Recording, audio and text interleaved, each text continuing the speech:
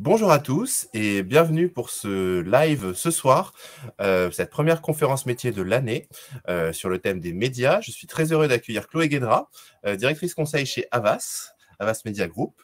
Je te laisse la parole, Chloé. Si vous avez des questions, n'hésitez pas à les poser dans le chat. On y répondra évidemment à la fin. Merci, Chloé. Merci, bonjour à tous, merci Julien pour ton introduction. Je suis ravie d'être avec vous aujourd'hui, ce soir notamment.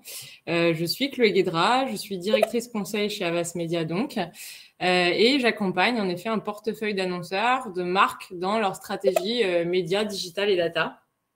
Je suis une ancienne étudiante de pub et j'interviens notamment auprès des troisième années stratégie de communication dans le cadre du module média planning et audience planning.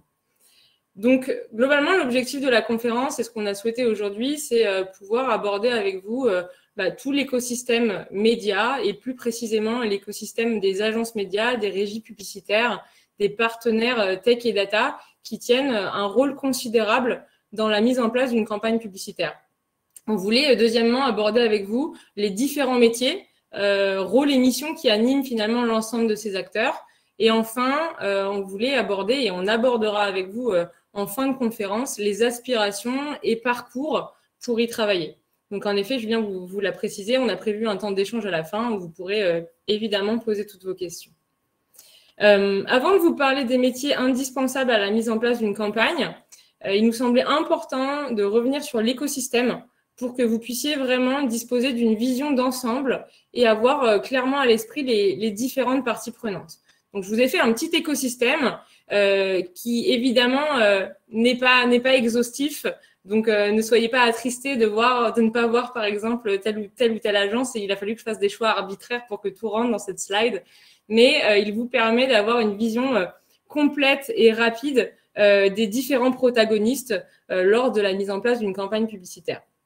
Donc, je vous propose qu'on prenne un exemple. Évidemment, si on veut mettre en place une campagne publicitaire, vous avez un annonceur que je vous ai remis au centre, donc à savoir une organisation, une entreprise ou une association, peu importe, qui souhaite mettre en place une opération de communication. Pour cela, l'annonceur, il s'entoure généralement d'une agence créa, d'une agence média. L'agence créa, vous connaissez bien son rôle. Elle est là pour accompagner l'annonceur à développer sa plateforme de marque. Elle est là pour la faire vivre au gré des différents plans d'action commerciaux notamment. Et vous avez en parallèle l'agence média qui, elle, a pour mission de conseiller sur la stratégie média et digitale et évidemment d'en assurer ensuite la mise en place via notamment l'achat d'espaces publicitaires. Donc ça, finalement, c'est vraiment le rôle historique tenu par les agences médias. Une fois que le client a défini l'objectif de sa communication et son message à porter, l'agence média, elle est là pour définir les enjeux stratégiques médias, les KPIs, donc les Key Performance Indicators, et les différents points de contact adaptés à la cible pour finalement délivrer ce message selon la stratégie qui a été définie. Donc finalement, elle a pour mission de créer le lien entre l'annonceur et le consommateur, donc entre la marque et le consommateur final. Aujourd'hui, clairement, le périmètre d'action des agences médias a évolué. Les missions de conseil et d'achat d'espace, évidemment, restent les missions principales et initiales des agences médias, mais globalement, ces agences ont dû s'adapter de par les évolutions d'usage consommateur, du fait de l'encombrement publicitaire, du fait des évolutions technologiques et aussi avec la législation. Et finalement, aujourd'hui, le rôle des agences médias, c'est avant tout de créer de l'engagement, de faire vivre une expérience et de créer de la valeur. Et ça, ça passe évidemment par une parfaite compréhension des usages de chaque cible, des usages de chaque plateforme et de chaque média, et donc finalement par une capacité d'activation de la data. Et clairement, aujourd'hui, la transformation digitale, elle a un impact direct sur le comportement et sur les attentes consommateurs. Et c'est d'ailleurs l'une des missions clés des agences médias que de comprendre et d'adapter leur stratégie pour personnaliser le message. Donc finalement, si je devais conclure avec une grande phrase sur quelle est la mission intrinsèque de l'agence média, ça reste d'adresser le bon message à la bonne personne sur le bon média et au bon moment. Donc en fait, vraiment, l'agence média va travailler de plus en plus en amont en partenariat avec les agences créa pour accompagner dans la compréhension des enjeux, qu'ils soient finalement consommateurs, marchés, sociétaux. Elle va accompagner sur la définition des objectifs, quelles sont les cibles à adresser, via quel point de contact média et pour répondre à quels objectifs finalement, jusqu'à la traduction de ces objectifs en brief opérationnel, à savoir quelles sont les audiences, les partenaires médias, les formats que je souhaite activer et quels sont les KPIs de pilotage sur lesquels j'optimise ma campagne. Une fois que tous ces points stratégiques ont été validés avec l'annonceur, l'agence média, elle active des régies ou des éditeurs. Je vous ai remis ici les régies et les éditeurs, quelques-uns pour vous donner une idée. Les régies, je ne sais pas si c'est clair pour vous, c'est en fait des consortiums commerciaux responsables de la commercialisation de l'espace publicitaire de plusieurs médias, plusieurs éditeurs, généralement d'un même groupe média, donc comme TF1, Lagardère, Facebook, etc. Ce sont en fait ces éditeurs, ces régies qui sont ensuite mandatés par les agences médias pour diffuser le message publicitaire, donc sur leur réseau d'antennes, de chaînes, de sites, sur leur plateforme, etc. Pour adresser ce bon message à la bonne personne, les régies et les agences médias, elles font également appel à différents partenaires tech et data pour leur permettre de mettre en application leur stratégie média définie. Parce que finalement, vous avez compris, pour adresser un message, un contenu à valeur ajoutée, il faut être capable de toucher juste en termes de sociodémo, de niveau d'intention, de device, de météo, de contexte, etc. Vous avez compris. Et ce sont ces partenaires data qui finalement vont nous conférer ces capacités de ciblage. Et enfin, parce qu'aujourd'hui tout se mesure, finalement les régies et agences médias et annonceurs également se font accompagner par des tiers mesureurs, qui finalement viennent confirmer et détailler les performances des campagnes. Donc vous avez vraiment tout un écosystème d'acteurs qui s'adaptent aux évolutions structurelles d'usage, aux évolutions technologiques et légales pour assurer la mise en place de campagnes finalement efficientes ou vecteurs de valeur et qui permet à l'agence média d'apporter une expertise pointue sur les différents supports et canaux de communication, sur les cibles et puis désormais sur le fond tant que sur la forme. Je vais juste boire un petit peu. Maintenant, vous avez bien compris finalement l'articulation de l'ensemble de ces parties prenantes. On va aborder les différents métiers, rôles et missions qui animent l'ensemble des acteurs, de cet écosystème média. Donc, pour mener à bien l'ensemble d'une campagne média, en fait, chaque protagoniste met en place un process de mission bien précis pour garantir la fluidité de mise en place. Et chaque étape de ce process, en fait, embarque un ou plusieurs métiers transverses ou spécifiques.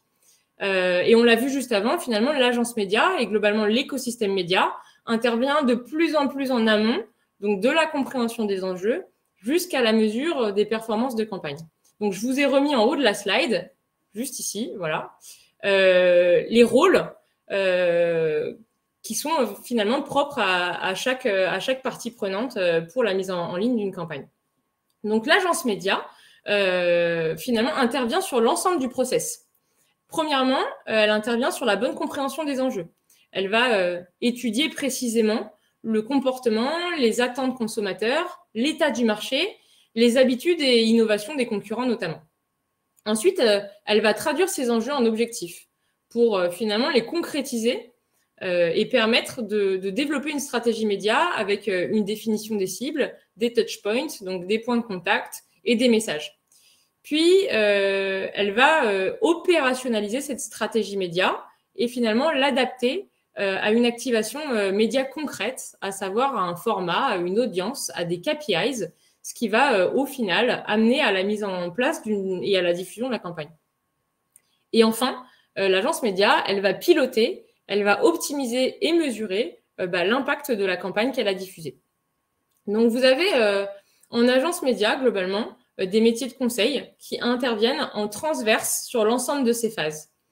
Le conseil, il gère finalement un portefeuille client, il est en relation permanente avec l'annonceur et il est le point d'entrée finalement de la relation client. Donc le conseil, il a clairement pour mission, évidemment, de conseiller l'annonceur sur ses enjeux et ses objectifs, mais également de coordonner l'ensemble des expertises internes à l'agence média pour finalement proposer les stratégies les plus adaptées à l'annonceur. Il est finalement la garantie de la satisfaction client sur l'ensemble du process. Et c'est l'équivalent d'un chef d'orchestre, en fait, qui doit être très au fait de l'ensemble des stratégies médias, digitales et data pour pouvoir en restituer l'ensemble des recommandations sans couture, globalement, sans que l'annonceur puisse percevoir les quelconques silos qu'il peut y avoir ensuite en interne au sein de chaque agence média. Ensuite, vous avez en agence média également, parce que je sais que vous connaissez davantage ce métier en agence créa, une équipe de planeurs stratégiques qui travaille sur tous les sujets de prospective marché, les sujets consommateurs et médias. C'est le planning stratégique qui nous accompagne sur l'amont du process. C'est le planning stratégique qui fait prendre de la hauteur sur un brief. C'est lui également, le planning stratégique, qui nous permet de remettre un brief en perspective et qui vient finalement nourrir sur les différentes évolutions sociétales et qui apporte de la cohérence sur un brief par rapport aux différents usages de la cible. Et tout ça, bien sûr, le planning stratégique en agence média le fait sur la base d'études consommateurs et de data. Ensuite, vous avez, une fois que le brief a été traduit en enjeux et en objectifs et que la stratégie des moyens a été définie par le conseil, globalement, on active un pool d'experts qui va opérationnaliser la mise en place de la campagne. Donc, en fait, chaque agence média est construite autour d'un pôle d'expertise dédié par média. Donc, vous avez des experts télé, des experts radio, affichage, presse, digitaux.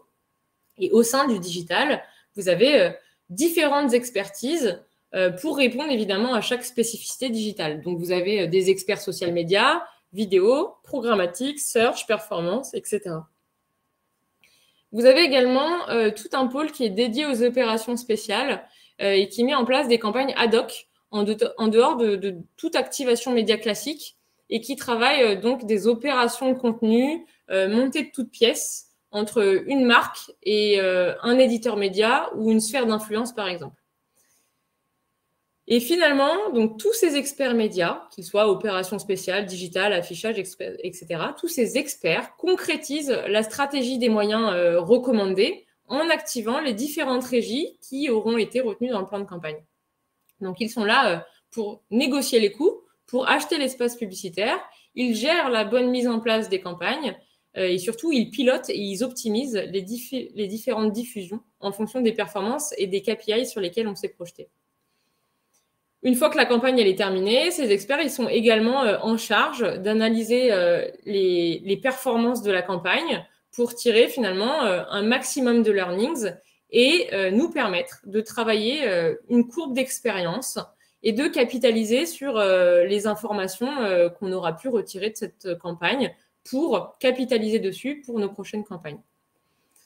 Et pour accompagner ces experts, évidemment, on a, et le conseil aussi, qui a besoin de comprendre quelles sont les performances de chaque campagne, on met en place régulièrement, de plus en plus régulièrement, des solutions de dashboarding pour finalement venir archiver l'ensemble des learnings de campagne et pouvoir rentrer granulairement dans chaque résultat. Et cette phase-là, elle fait généralement intervenir un pool d'analystes, un pool de data engineers qui est finalement capable de recouper les différentes sources d'informations, de les rechallenger entre elles et de les post-tester, de les post-traiter à des fins de réexploitation. Donc là, on vient vraiment de passer en revue globalement les principaux métiers qu'on appelle front office et middle office en agence média. Il y en a bien sûr d'autres, mais ce sont, il me semble, les principaux qui vous intéressent aujourd'hui.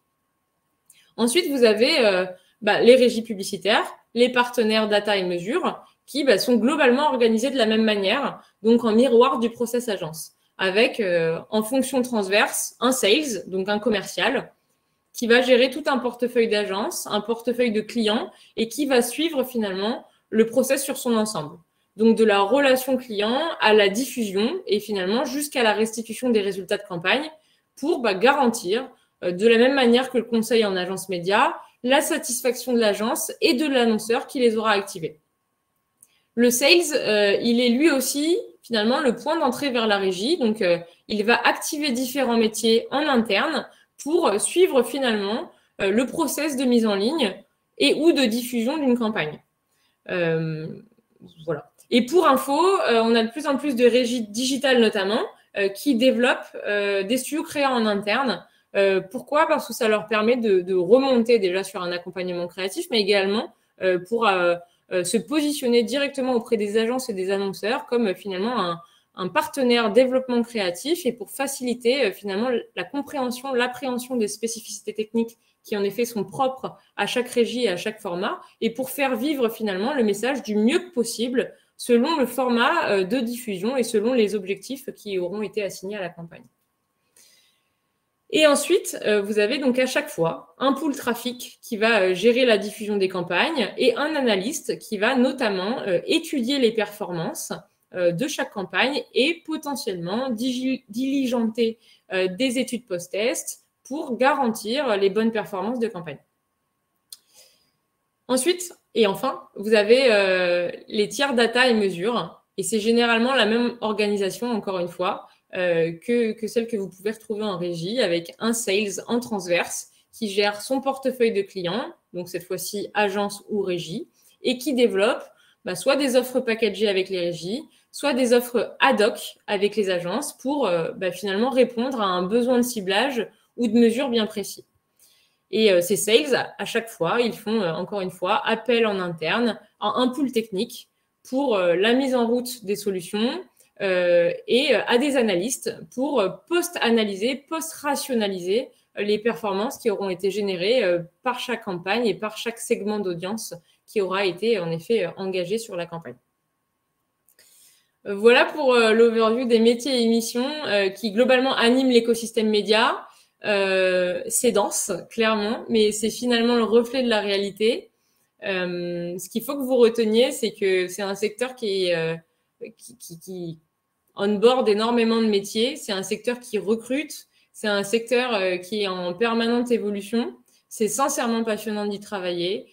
Clairement, je ne fais pas le même métier qu'il y a 5 ans et je ne ferai pas le même métier dans 2 ans. Et j'espère que vous ressortirez de cette conférence avec globalement une nouvelle vision des choses et avec un intérêt nouveau pour le sujet. Et dernier point que nous voulions aborder avec vous aujourd'hui, les aspirations et le parcours pour travailler au sein de cet écosystème média. Et alors, pour le coup, plus précisément en agence média, parce que c'est davantage mon sujet. Et globalement, l'agence média, c'est généralement pas notre projet initial quand on entame des études de communication, parce que c'est finalement beaucoup moins connu du grand public que la partie créa. Et pourtant, c'est un secteur ultra dynamique où on retrouve un large éventail de métiers de la communication. Je vous citais le métier de planeur stratégique. Je sais que vous êtes nombreux à avoir été étonnés de cette fonction en agence média quand je vous ai lu en cours dernièrement. En effet, il y a énormément de métiers de la communication qu'on peut retrouver en agence média. Et au lieu de vous parler d'aspiration où finalement on retrouverait des qualificatifs assez classiques du style évidemment, il faut faire preuve de curiosité, évidemment, il faut avoir un intérêt pour l'analyse et ne pas avoir peur des chiffres aussi un petit peu, et avoir un intérêt également pour la relation commerciale.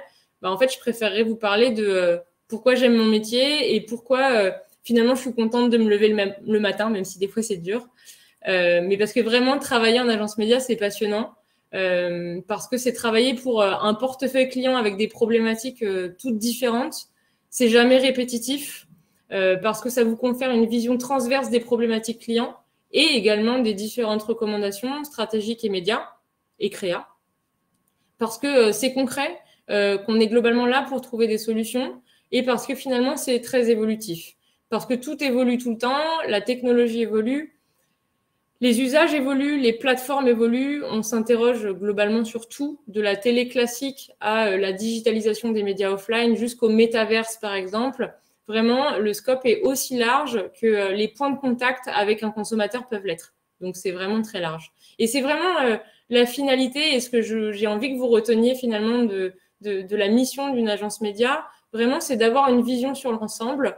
Être en capacité d'activer chaque point de contact finalement entre un média, une plateforme, un support, une sphère d'influence et finalement un consommateur. Et c'est donc, oui, tout l'intérêt et toute la passion qu'il peut y avoir en agence média à ce niveau-là.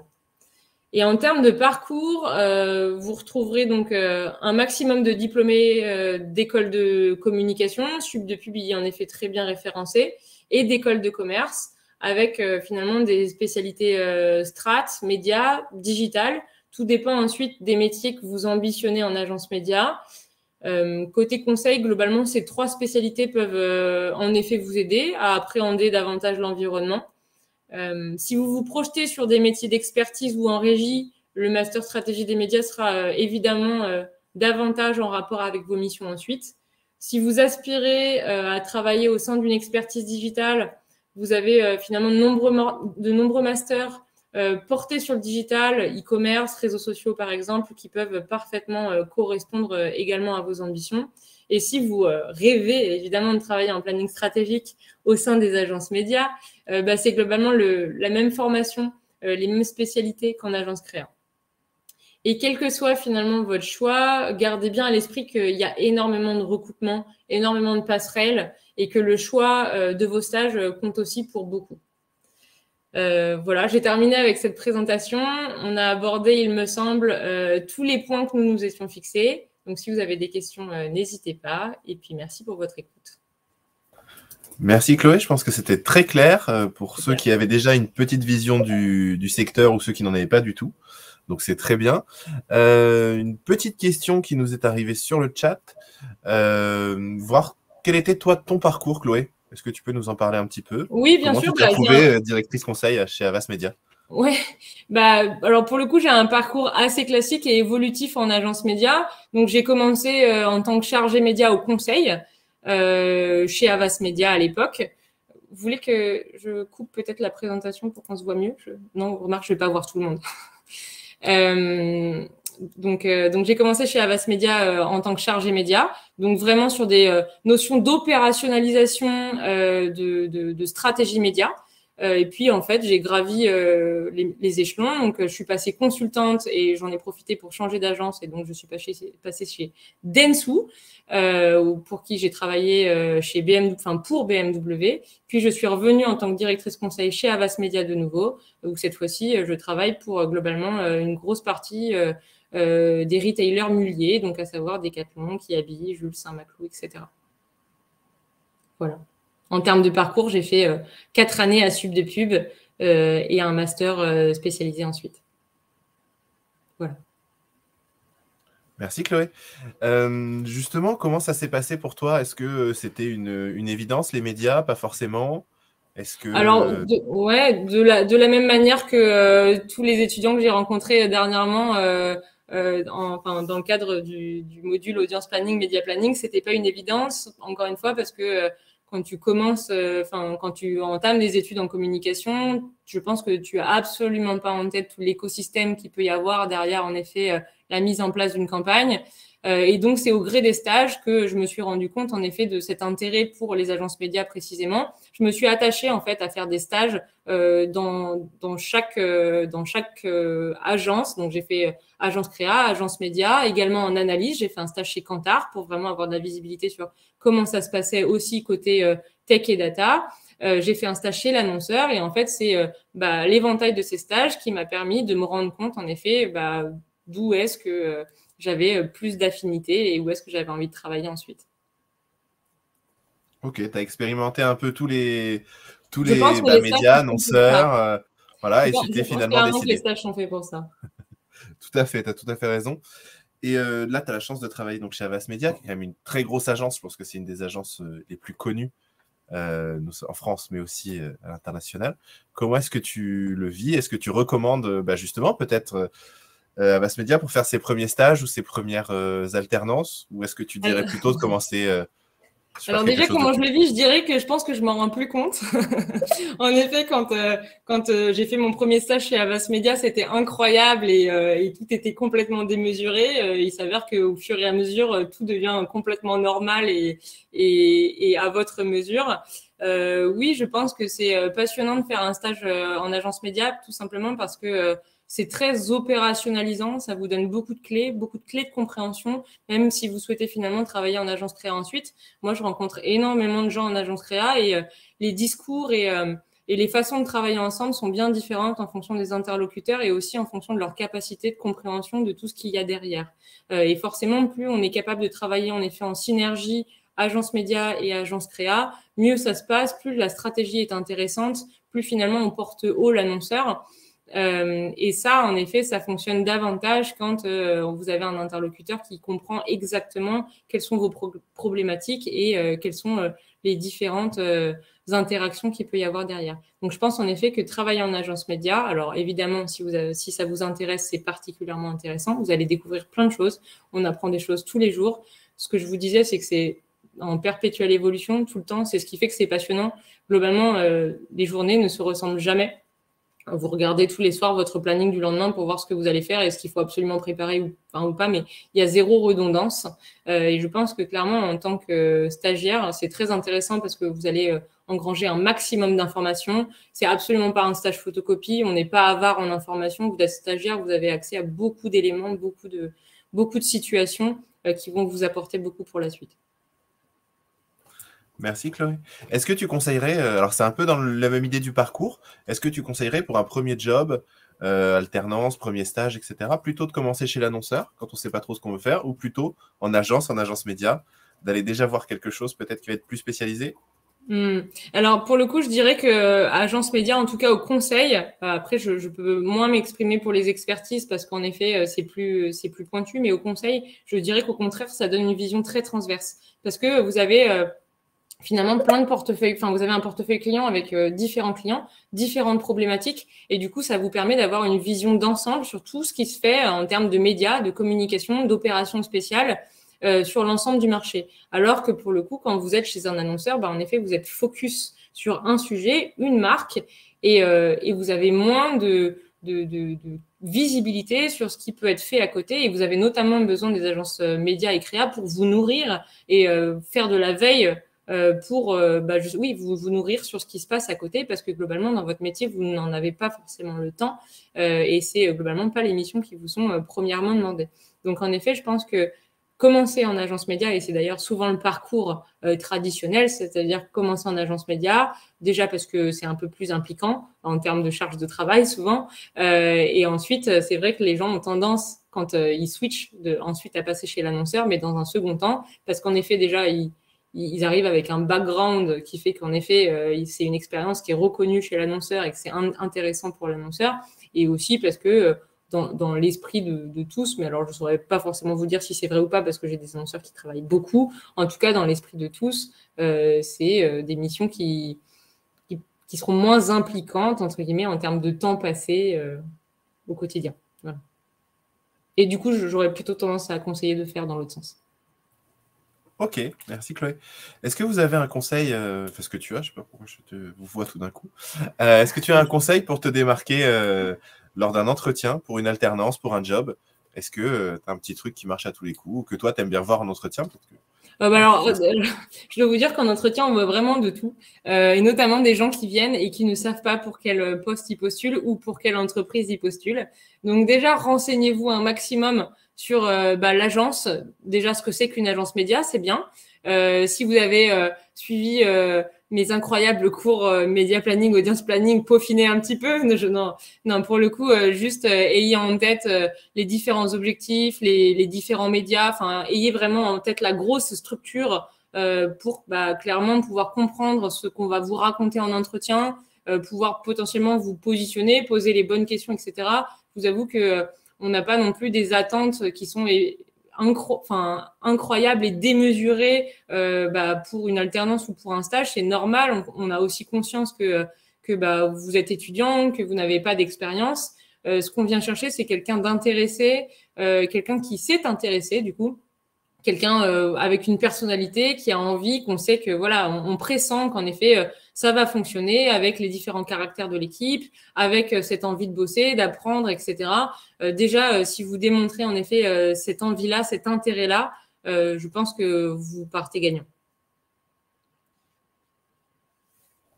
Merci Chloé. Et c'est vrai que moi, en tant que coordinateur national des admissions de Sub de Pub, je rencontre beaucoup d'étudiants qui s'intéressent pas forcément aux médias, Ouais. alors que je sais qu'il y a énormément de métiers, qu'il y a énormément de choses qui sont possibles, que c'est des métiers passionnants. Voilà, si tu avais un conseil pour se dire qu'il faut oser, qu'est-ce que tu dirais? Qu'il faut oser parce qu'ils n'oseraient pas en effet postuler dans Ouais. des agences médias. Mhm. Alors, pour le coup, j'ai des étudiants qui m'ont posé la question. C'est vrai qu'en agence média, enfin, j'ai le sentiment qu'on a tendance à recruter davantage des stagiaires de fin d'études parce que on a en tête qu'en effet, on les a formés et que derrière, on aimerait bien les embaucher. Donc ça, c'est en effet l'idée première qu'on se fait. Toutefois, vous êtes dans un métier de communication où les gens osent globalement, et si vous osez pas, vous n'allez pas globalement faire la différence. Il faut que vous ayez en tête que de toute façon, une offre d'emploi ou une offre de stage, elle est toujours tirée au plus haut possible, mais qu'il y a souvent personne qui correspond exactement à l'offre telle qu'elle a été écrite. Donc, il faut absolument pas que vous vous bridiez parce qu'il y a un paramètre qui ne fonctionne pas ou qui ne rentre pas dans la case. Il faut oser. Donc, c'est pas parce que vous avez que 4 mois de stage qu'on ne va pas vous prendre. C'est pas du tout le cas. Tentez votre chance. En fait, de toute façon, vous ne risquez rien. Au pire, on ne vous répond pas et j'en serais désolée. Mais il peut rien vous arriver de grave. Vous serez pas blacklisté, pas boycotté. On se souviendra pas de vous. C'est pas grave. Si on ne vous répond pas, c'est pas grave. Mais au moins, vous aurez tenté votre chance et ne pas la tenter, c'est vraiment trop dommage. Alors, deux questions qui sont un peu liées sur la recherche d'alternance, de job, etc. La première, est-ce que tu avais des contacts avant de travailler chez Havas? Est-ce que c'était, voilà, tu as postulé une Non. offre? Je suis arrivée, personne dans mon entourage ne travaille dans la communication ou le marketing ou quoi que ce soit. Donc, je suis arrivée toute seule. Voilà. Ok. Et est-ce que tu utilises beaucoup LinkedIn? Enfin, tu utilisais quand tu étais en recherche, quand tu as cherché? Est-ce que tu as contacté directement des agences? Comment tu Oui. t'y es pris un petit peu? Alors, énormément, de plus en plus, hein, je vais parler comme une vieille, mais autant à mon époque, c'était déjà évident, mais ça l'était pas à ce point. Autant aujourd'hui, c'est une évidence. Tout passe par LinkedIn. Vous pouvez récupérer des adresses mail via LinkedIn, envoyer des mails, ou envoyer directement des messages, peu importe. Tentez, même si vous avez besoin de discuter avec des gens pour comprendre quels sont leurs métiers et que vous n'avez rien de particulier à leur demander, mais juste une envie de discuter pour savoir quels sont. Enfin, il y a peu de chances que les gens vous répondent non. Il faut oser globalement. Les gens font un métier de communication, ils aiment leur métier, ils seront contents de vous raconter, ils seront contents de vous aider. Il n'y a pas de raison. Donc pour le coup, à part des gens qui sont sous l'eau et ça, il y en a tout le temps et donc en effet potentiellement ça passe à la trappe, mais dans ce cas-là c'est juste humain, il faut pas juste en tenir rigueur. Sinon, sincèrement, il faut toujours tenter. Enfin, vraiment, c'est la clé de tout. Vous ne risquez rien. Ok. Et donc, tu donnes, Chloé, des cours donc en troisième année, c'est ça? Sur de l'audience planning. C'est ça. Ok. Qu'est-ce qui t'a donné envie de revenir à Sub de Pub? Bah pour le coup, j'ai vraiment eu envie de venir partager ce métier-là, toute cette expérience-là, encore une fois, parce que si j'avais pas fait de stage en agence média, j'aurais jamais eu l'idée de tout ce qu'il pouvait y avoir derrière et j'aurais jamais eu envie de travailler dans les médias. Et en fait, aujourd'hui, je me vois pas du tout en sortir. Je me dis pas du tout, tiens, je passerai bien du côté créa ou je passerai bien de tel côté. Non, je trouve ça passionnant. Je pense qu'il y a encore énormément de choses à apprendre. Ça fait 7 ans que je bosse en agence média et je pense qu'il y a encore énormément de choses à apprendre. Je sais plus quelle était la question, Julien, mais c'est génial. Non, mais voilà, pourquoi simplement tu étais revenu à Sub de Pub, mais je crois Ah qu'on bah a oui, bien c'est ça. compris que Non, le mais but, c'était vraiment, d'évangéliser les gens sur ouais, ces métiers-là. voilà. Donner envie parce que ah oui, alors il y a un truc qui m'a quand même particulièrement marqué, mais ça va pas plaire aux gens qui me l'ont dit. En compétition, quand même, la dernière fois, on est arrivé à la stratégie des moyens et donc il y a une personne qui probablement ne savait pas qui j'étais et a fini par dire donc là on va passer à la partie lundi matin, à savoir la partie difficile qui fait pas plaisir. Euh, et je me suis dit bah ok, donc ma vie au quotidien c'est un lundi matin. Et en fait je pense que j'ai fait de cette phrase mon credo si tu veux. Il faut faire en sorte que les gens arrêtent de penser que en fait le média c'est vraiment la touche finale qui vient en tout bout de chaîne et qui permet de médiatiser. Non, justement, je vous ai fait la démonstration et j'espère que vous avez compris que de plus en plus le média, de par les évolutions, finalement, est obligé de remonter sur toute la chaîne stratégique et finalement intervient dès l'amont, avant même la note de cadrage stratégique, avant même les tournages, les cahiers des charges de tournage, etc. Parce qu'aujourd'hui, il y a tellement de différences dans les consommations en termes d'audience, de plateforme, etc., que vous ne pouvez plus juste faire un film publicitaire télé et le décliner sur l'ensemble des plateformes. Ça n'a aucun sens. Balancer un film publicitaire télé sur TikTok, vous allez voir ce qui va se passer. Ça sera une catastrophe. Et en fait, si personne ne vous a conseillé dès l'amont sur la stratégie à adopter, finalement le format, le storytelling qu'il fallait adopter sur telle ou telle plateforme que vous vouliez investir, et finalement votre campagne elle est ratée. Et donc c'est tout l'intérêt du média, et vraiment je le vois en 7 ans à quel point de plus en plus on remonte sur toute la chaîne de réflexion, et c'est vraiment ça que j'ai envie de transmettre aux 3e année avec qui j'ai cours. C'est vraiment sortez de cette idée préconçue que vous faites des médias et à savoir, potentiellement, quand je suis en média, c'est cool. En compétition, je travaille juste les 3 derniers jours. J'ai juste à orchestrer une opérationnalisation et puis merci, au revoir. Non, en fait, vous êtes autant responsable de la stratégie globale qui sera recommandée au final. Donc, c'est vraiment ça mon projet. Ne plus faire en sorte que ça ne soit plus un lundi matin, mais que ça soit un jour incroyable tous les jours. Voilà. Ok, que tout le monde le comprenne, évidemment. Justement, on parle d'audience planning depuis tout à l'heure. Est-ce que tu pourrais nous l'expliquer en quelques mots? Oui. Qu'est-ce que l'audience planning? Qu'est-ce que c'est que l'audience planning? C'est bien, c'est la première slide de mon cours. C'est pourquoi audience planning et pas média planning, parce qu'en plus c'est pas un joli mot qui donne envie d'aller en cours, clairement.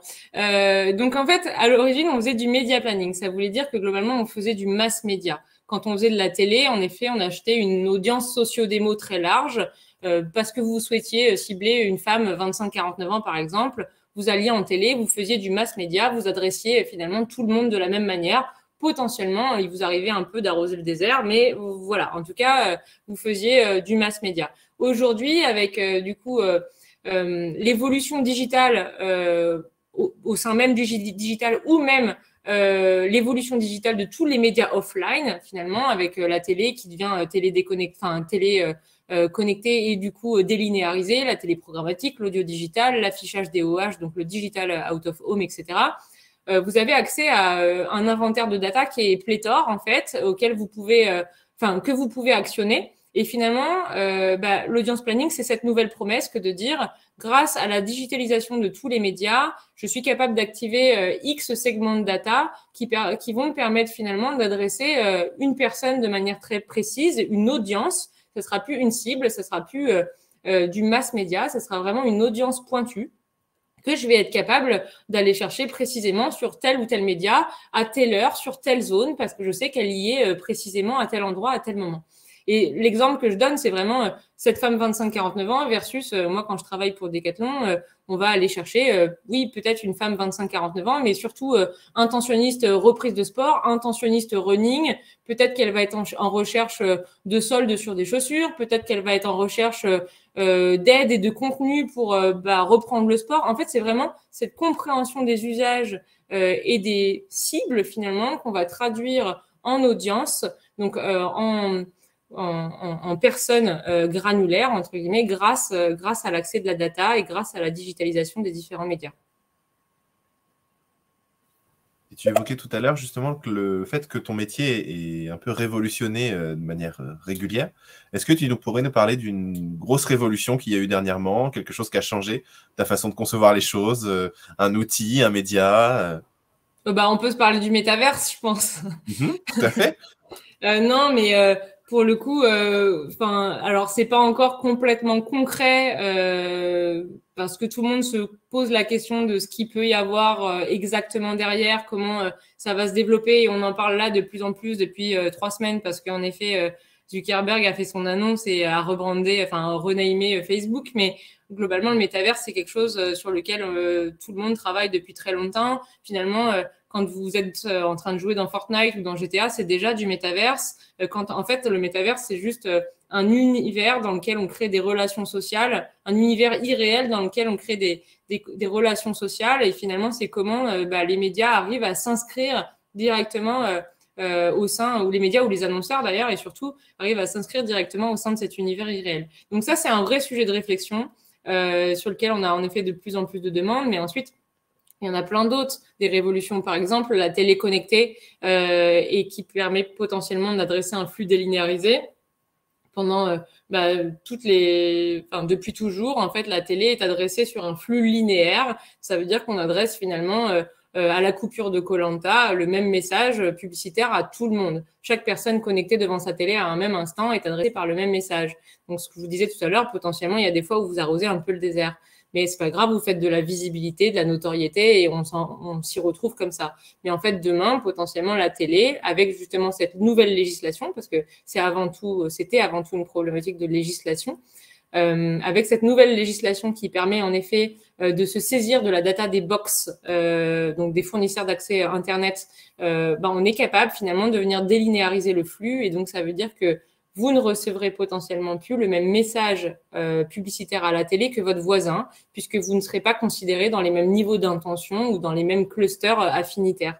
Et donc, ça, c'est clairement une révolution, puisque depuis toujours, on utilise la télé pour faire passer un message haut de fenêtre, donc vraiment notoriété, visibilité. Demain, quand on va être en effet capable d'adresser précisément une personne devant sa télé parce qu'on sait qu'elle est intentionniste running ou qu'elle rêve de se remettre au sport mais qu'elle ne sait pas comment faire, en fait, on va rentrer davantage dans des messages et des campagnes de considération, voire potentiellement de conversion à terme. Et c'est comment on va rendre finalement la télé de plus en plus héroïste. Comment on va pouvoir être en capacité d'avoir un retour sur investissement beaucoup plus évident de la part d'un média qui est finalement le mass média par excellence. Merci Chloé. Une question de Lilou qui aimerait savoir comment se déroule ta journée, si tu pouvais nous la raconter un petit peu. Eh ben, c'est bien ça le problème, c'est qu'il n'y a pas de journée qui se ressemble. Alors, en fait, c'est ce que je disais, c'est que globalement, tous les soirs, je regarde quel sera le calendrier, quel sera l'agenda de la journée qui suit. J'ai pas de journée type en fait, c'est-à-dire que j'ai différents clients qui sont dans différentes phases de réflexion stratégique. Il y en a qui en effet sont en train de monter leur stratégie, il y en a d'autres qui ont acté la stratégie et donc on est sur une notion de mise en ligne, d'échange avec les agences créa, etc. pour récupérer les bonnes spécificités techniques, les bons assets créatifs, etc. Il y en a d'autres qui ont terminé leur campagne et donc on est dans des phases de bilan, d'apprentissage et de comment en effet on capitalise sur les différentes informations pour les réexploiter. Et en fait, c'est jamais pareil parce que il y a pas vraiment de saisonnalité à l'activation média des différents clients que vous pouvez avoir. Ils sont jamais dans la même phase de communication les uns les autres. Et donc, finalement, au sein d'une journée, vous pouvez être amené à travailler une recommandation, travailler un bilan, décrocher vos téléphones dans tous les sens parce que finalement, il faut s'assurer que toutes les régies ont bien à disposition tous les assets créatifs nécessaires pour lancer la campagne demain, etc. Rassurer votre client, le conseiller sur ses objectifs. Vraiment, et en plus, pour le coup, vous regardez votre agenda le soir, vous avez un petit peu en tête tout ce qu'il y a à faire, mais souvent, vous ne faites pas tout ce qui est prévu parce qu'il y a plein d'aléas qui, finalement, viennent interagir avec le projet de journée initiale. Et donc c'est comme ça, c'est un peu bis repetita tous les jours. Quand utilises-tu le storytelling dans une campagne, toi ou l'agence? Comment ça se passe un petit peu? Comment ça s'intègre dans une campagne média, le storytelling? Alors nous, c'est plus, alors ça va vraiment être dans une logique de recommandation initiale, puisqu'ensuite c'est l'agence créa qui va se saisir du storytelling. C'est-à-dire que nous, une fois qu'on a en effet identifié le KPIs, l'objectif qu'on voulait faire porter à la campagne, et finalement le média qu'on allait activer derrière, en fonction du média qu'on choisit de recommander, on a des capacités de déclinaison en audience différentes. Donc en effet, si je fais de l'audio digital ou du DOA, je vais avoir une capacité de granularité, donc de finesse dans mon audience un peu moins importante que quand je fais du digital. Quand je fais de la télé, je vais en avoir encore un peu moins, etc. En tout cas, en fonction du choix du média, je vais définir une audience qui va me permettre de décider si j'active telle plateforme, tel acteur, etc.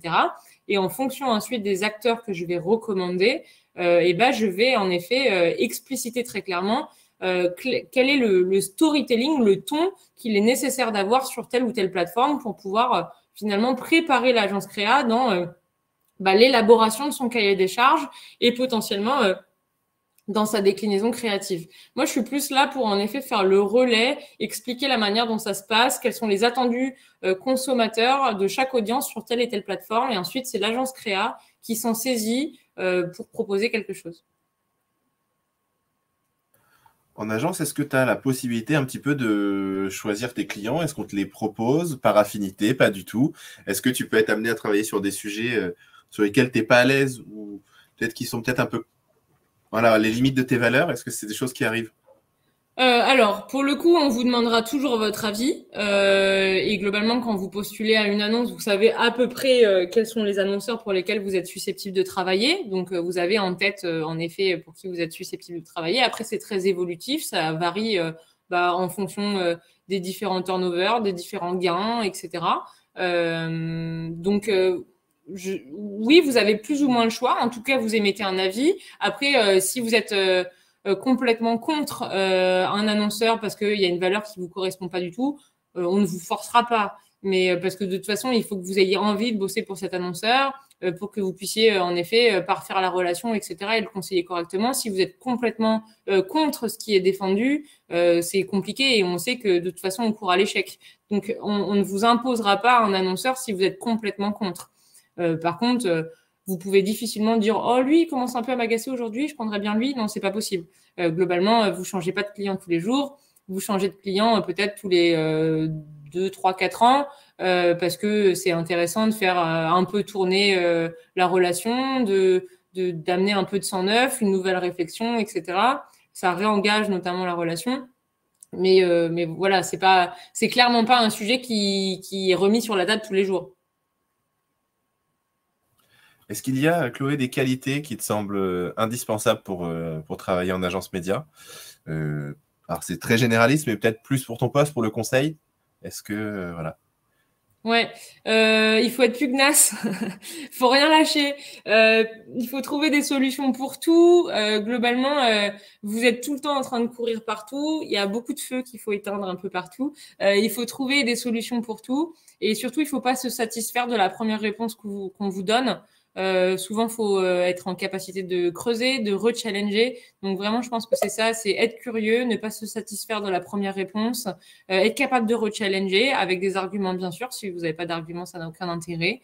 Ne pas avoir peur des chiffres, évidemment, parce qu'il faut être capable de tout repost-rationaliser, tout recalculer pour, en effet, être certain que les chiffres qui vous sont annoncés et que vous allez ensuite communiquer sont les bons. Voilà, c'est ça, je dirais plutôt ça. Curiosité, pugnacité, rigueur potentiellement dans les chiffres. Et puis relation commerciale, puisque vous êtes aussi en relation permanente avec les clients et également avec les différentes expertises. Et du coup, vous avez énormément de personnes qui travaillent avec vous et autour de vous. Et il faut que la relation se passe bien si vous voulez que tout ce monde continue à travailler dans un même objectif et pour une même ambition. Alors, je sais que tu en as donné beaucoup, mais si tu pouvais nous résumer quelques avantages de travailler en agence média et bien sûr quelques inconvénients, voilà, c'est le jeu. C'est juste que je vais me répéter. Alors, les avantages, encore une fois, c'est le fait que ça vous confère une vision transverse. Vous avez vraiment de la visibilité sur tout ce qui se passe autour d'un annonceur. Vous savez exactement quelles sont ses problématiques, ses enjeux, ses objectifs, quelle est la recommandation stratégique qui lui est proposée, quelles sont les recommandations créa qui lui sont faites, quelle est l'activation qui est proposée in fine derrière, quels en sont les résultats et comment potentiellement on va réengager ces résultats. Donc c'est vraiment une vision transverse, ça c'est vraiment cool d'avoir toute cette vision et de pas être complètement siloté parce que des fois il y a des missions ou des métiers sur lesquels on est très siloté, finalement on a des tâches répétitives et c'est absolument pas le cas au conseil et en agence média. Moi c'est pour ça que j'aime mon métier encore une fois et ça recoupe le fait qu'on fait jamais la même chose et c'est tout le temps différent, on apprend tout le temps et aussi parce que franchement c'est très évolutif et finalement on vous laissera toujours l'opportunité de remonter sur un sujet qui vous intéresse. Il y a énormément de sujets, vous pouvez vous saisir de tous les sujets que vous souhaitez. S'il y a des sujets que vous voulez traiter en interne, parce qu'il y a plein de sujets structurels qu'il faut adresser, etc., vous pouvez vous en saisir, il n'y a aucun souci. Non, oui, pour le coup, c'est vraiment passionnant parce que il y a énormément d'informations. Vous êtes au fait de tout ce qui se passe aussi sur le marché. Vous rencontrez régulièrement les régies. Vous êtes au fait de toutes les offres et c'est notamment pour ça que je vous disais tout à l'heure que finalement ça vous confère un background, une expérience qui est ultra intéressante derrière pour aller travailler chez l'annonceur parce qu'en fait vous avez, je vais pas dire que vous avez tout vécu, mais vous avez vécu beaucoup de choses, beaucoup de cas, beaucoup de voilà, qui vous permettent finalement de de toujours un peu retomber sur vos pattes, quelle que soit la problématique. Et en termes d'inconvénients, après c'est à vous de juger enfin, où se trouve le juste milieu. Je dirais qu'il y a une charge de travail qui est assez importante, mais comme dans n'importe quelle agence, créa ou média, c'est un peu intrinsèque. Voilà, je vois pas trop d'autres inconvénients, sinon je serais plus là, je pense. Non, c'est tout. Ok. Chloé, sans trahir de secret de confidentialité ou voilà, te mettre en porte-à-faux par rapport à quoi que ce soit, est-ce que tu peux nous parler des grandes marques pour lesquelles tu as travaillé et peut-être un client sur lequel tu as beaucoup aimé travailler? Ouais, globalement, enfin tous. Alors j'ai travaillé pour Alors quand j'étais chargée, j'ai travaillé pour Crédit Mutuel et Afflelou principalement. Ultra intéressant. Tout simplement parce que Afflelou, en fait, c'est un annonceur qui teste énormément de choses, notamment sur les réseaux sociaux, qui s'amuse avec la réalité augmentée, qui s'amuse avec des choses où vraiment c'est relativement insoupçonné quand vous entendez juste parler de la marque Afflelou. Crédit Mutuel, j'ai adoré aussi parce que finalement, alors jamais de ma vie je me serais dit à une marque bancaire, ça va être incroyable, je vais m'amuser.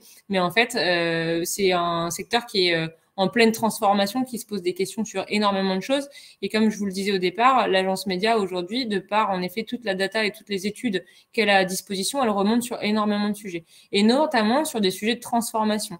Elle peut conseiller en effet les différentes marques sur finalement quelle est la vision à plus ou moins court terme de la transformation de la marque, de l'offre, etc. Et donc typiquement sur des clients bancaires, c'est ultra intéressant puisque aujourd'hui il y a énormément de clients bancaires qui se posent la question de comment ils vont se transformer pour dans 10 ans, en effet, être toujours compétitifs par rapport aux nouveaux concurrents qui voient de plus en plus le jour. Donc, super intéressant. Ensuite, j'ai bossé pour BMW, incroyable, une super marque, vraiment, c'est une love brand. On parle de tous les sujets parce qu'en en fait, il y a tellement de modèles de voitures, que ce soit de la voiture familiale où du coup on a des messages très différents de quand on parle d'un cabriolet ou quand on parle d'une voiture de circuit ou quand on parle de voitures électriques. On a vraiment des messages très différents, des cibles très différentes. Globalement, une marque qui avait aussi envie de tester plein de trucs, la réalité augmentée en voiture, League of Legends, enfin vraiment plein de trucs. Donc super sympa aussi. Et puis là, dans mon nouveau poste, ça fait 2 ans et demi, mais dans mon poste actuel, Decathlon, pareil, incroyable love brand. Qui habille pareil une marque qui se réinvente en permanence. Enfin, c'est des marques qui se posent énormément de questions. Globalement, les retailers se posent énormément de questions sur toutes les logiques, notamment d'omnicanalité. Donc, le fait de comment aujourd'hui on a différents canaux et sur lesquels on se renseigne, sur lesquels on achète et comment on est capable en effet au niveau de la data et au niveau de la technologie de refaire le lien et d'identifier une même personne au sein de ces différents univers. Donc, c'est très différent. Finalement, encore une fois, sur la banque, on est davantage sur des sujets de prospective.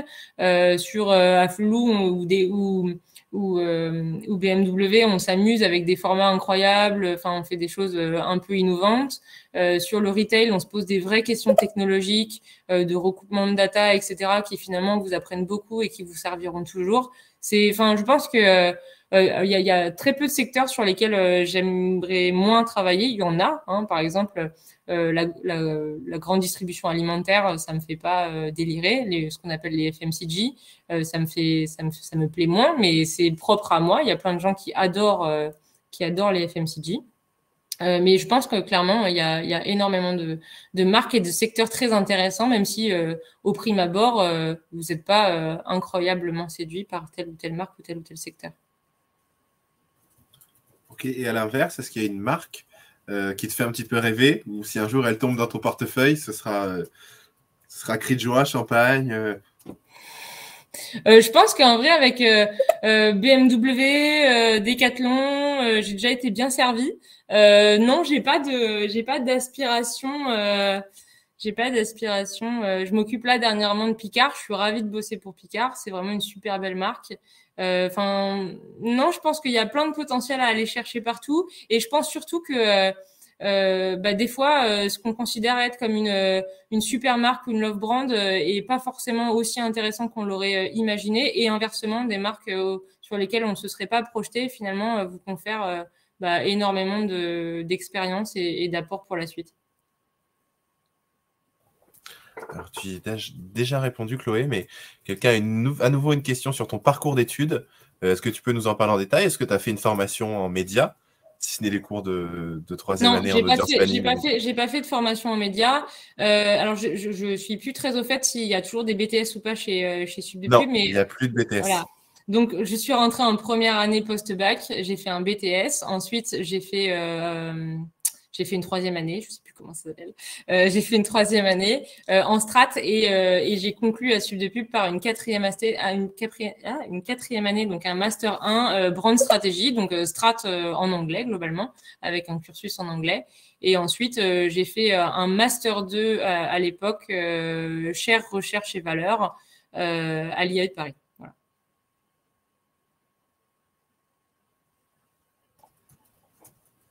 J'ai l'impression qu'on n'a plus de questions. Si vous avez encore une question, c'est le moment de le poser. Il nous reste 4 minutes pour profiter des conseils de Chloé. Donc, n'hésitez pas. J'ai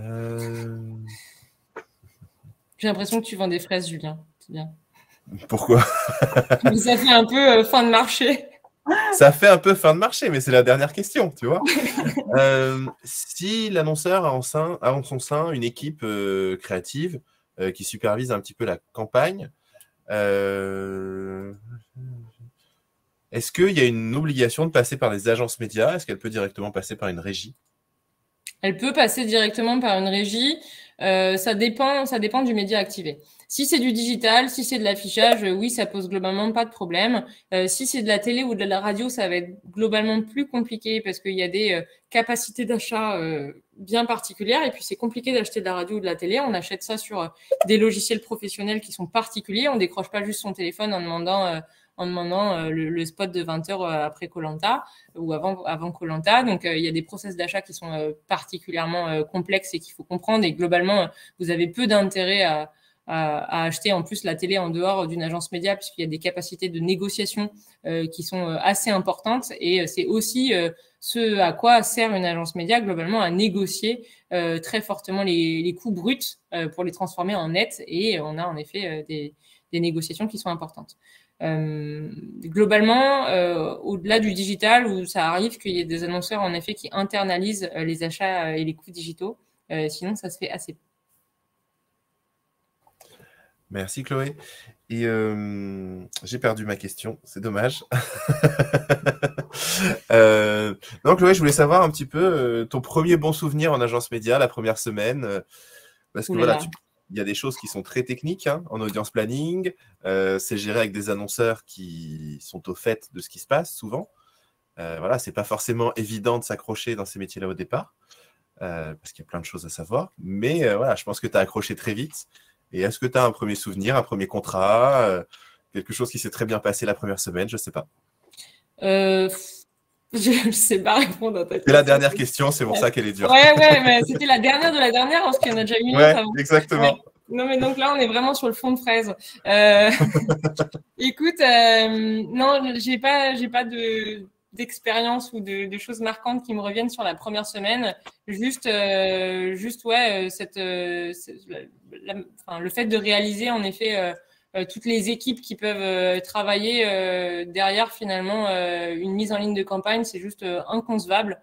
Vraiment, il y a des dizaines et dizaines de personnes qui travaillent et qui opèrent finalement dans l'ombre sur la mise en ligne d'une campagne. C'est plutôt ça qui est marquant. Et en fait, je pense que quand tu arrives en agence média pour les premières semaines, tu as tellement d'informations et tellement, moi à l'époque, peut-être de stress de pas réussir à tout retenir et d'être capable de restituer et finalement de servir à quelque chose pendant mon stage parce que je me disais, mais comment je vais réussir à engranger toutes ces informations pour pouvoir finalement être efficace et les restituer ensuite.